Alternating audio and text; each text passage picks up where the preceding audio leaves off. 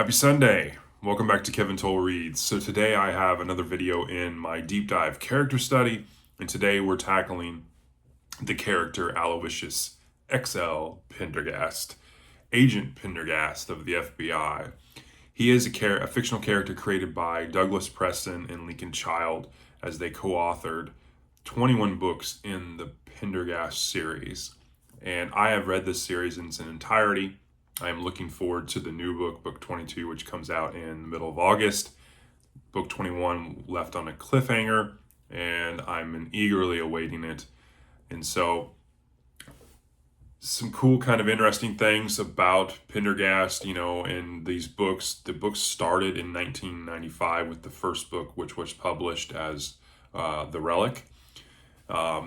It's a museum kind of anthropology kind of mystery murder thing, and you get to see Pendergast and some of the original characters at the very beginning, and they definitely hold a special place in my heart.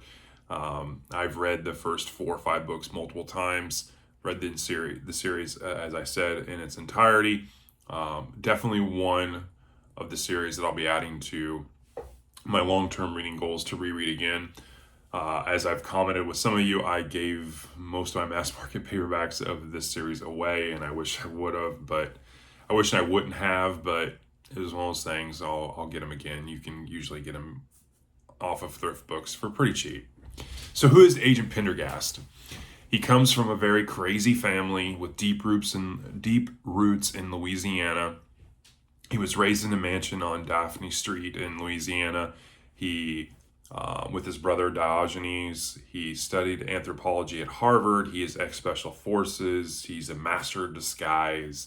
He's very eccentric, lavish, very wealthy, takes a $1 salary from the FBI, only works the really difficult things, sort of like Lucas Davenport with the Davenport series. But thanks to his former boss, Mike Decker at the FBI, he's not pushed into a corner to follow status quo. And he ends up, typically his cases that he works always have some kind of element of a puzzle or something, which makes the stories very interesting.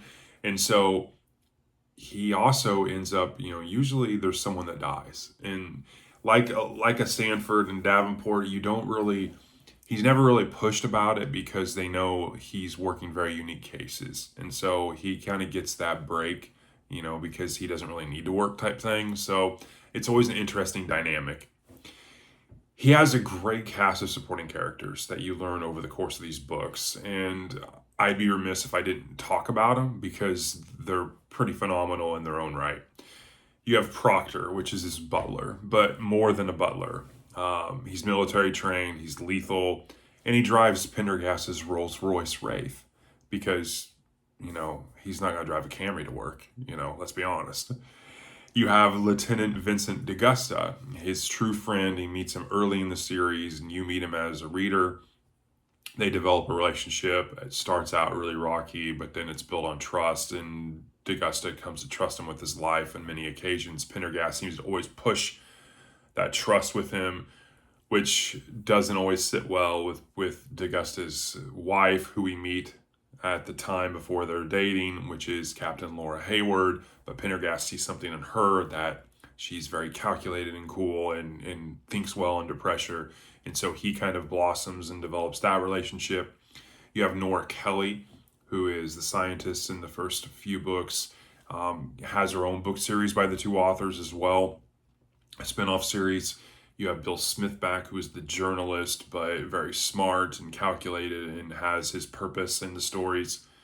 You have Constance Green, this very old, mysterious character that we got from the book Cabinet of Curiosities, and she's a byproduct of Pendergast's uncle, Dr. Lang, and she doesn't age, and she's very well-read and intelligent and beautiful and lethal in her own right. And she's in love with Pendergast, even though she carries Diogenes' child.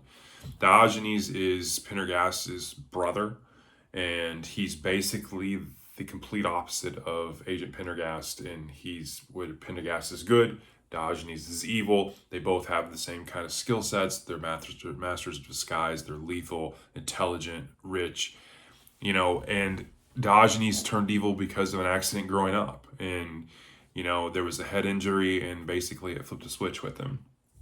You have Helen Pendergast, who is was Agent Pendergast's wife, and they were married for a couple of years, and they were out in safari, and she died under mysterious circumstances on a safari and with a lion. And so there's all of that. And then you have Corey Swanson, who he met in the book Steal Life with Crows. She has no family, but yet she's street smart, and Pendergast sees something in her and develops and blossoms this relationship in the sense of a mentor, and he pays for her way through school and college, and she later comes into some of the books on her own. You have Tristram Pendergast, one of Pendergast's sons.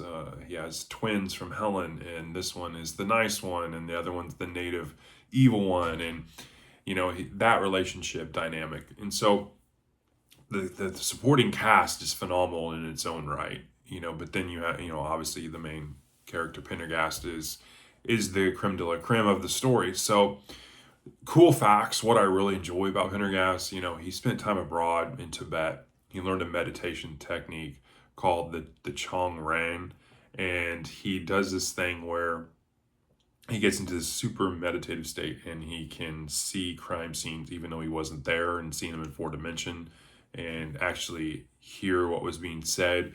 And he uses it on several different occasions, and it's very interesting and neat. He's an albino, very pale. He always dresses to the nines because of it, but yet he has these real piercing eyes that usually gravitate, the attention of a lot of the female characters.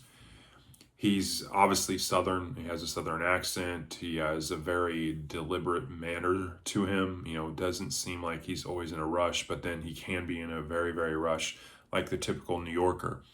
He's very kind of old school, in the sense of, old tradition.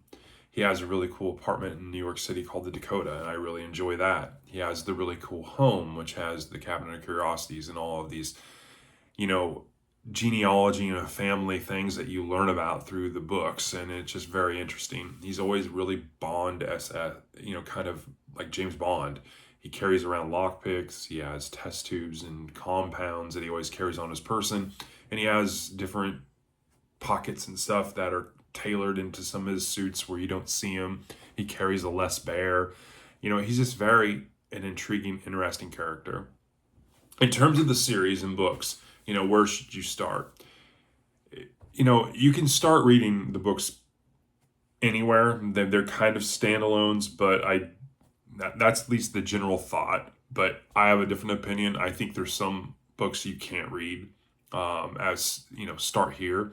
You have the Diogenes trilogy, which is books 5, 6, and 7. You have the Helen trilogy, which is books 9, 10, and 11. I don't think you can jump in the middle of those and read those. I think you need to read those in order. Obviously, the last book left on a cliffhanger, so I don't think you could just jump into the new book and I don't think that would work real well. I think you should start at the beginning. I think it's well worth it, even though it might be daunting to say I'm going to commit to 20 books. But I think if you do it slowly, I think you'll fall in love with the characters, and I think it'll be well worth your time. So if you've read this series, if you enjoy this character, if you like the other side characters and supporting characters, drop me a comment below. If you've tried these books and didn't like them for whatever reason, give me a comment as well. I'd like to know that as well. So that is my view on Aloysius XL Pendergast, Agent Pendergast in the series. I definitely am going to read it again and pick up the books. So I hope you're having a great Sunday, and I will talk to you later. Thanks.